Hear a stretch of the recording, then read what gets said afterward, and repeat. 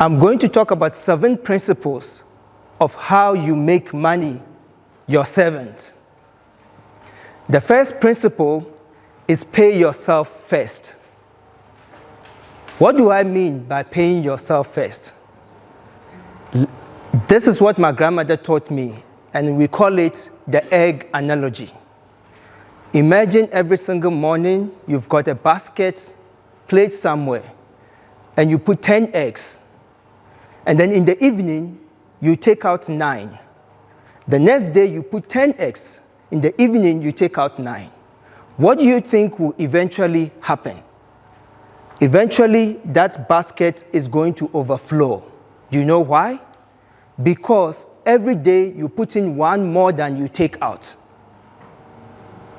And what does that mean? It means that every single money that you earn, 10% is yours to keep forever. Do you get it? 10% is yours to keep forever. It's that 10% you invest is going to work for you. An example is when I was working, and before I talk about when I started working, I was lucky enough in those days, I dated a very smart lady. Why? Because she was on a scholarship. She was smart. She had a bursary. What did we do? When I started working, I took a student loan on my girlfriend, now my wife. Right? And then we bought properties. She's got a bursary, so she doesn't need that money. And student loan, you do not pay until the person finishes school. The only thing you service is on the interest. So we went into Johannesburg, bought properties, and then rented them out.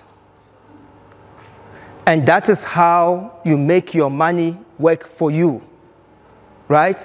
Today, fast forward, we've got over 80 apartments, right? So the first principle is to pay yourself first. The first principle is to pay yourself first. Second principle, live within your means. Right? A man that accumulates money, or a person, is not judged by the amount of money he carries in his bank account, but rather on the amount of money that money earns for him, or the income that money brings.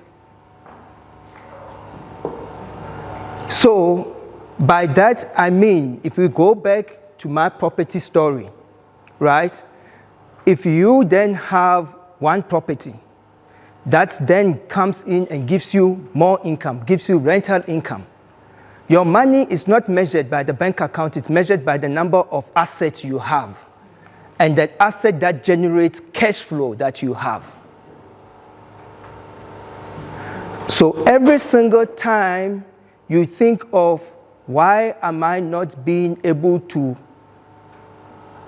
have what I want in life at the time that I want, you must understand that you have made money the master and you the servant. And it must be the other way around. The place of money is to be a servant. That's it. And you become the master.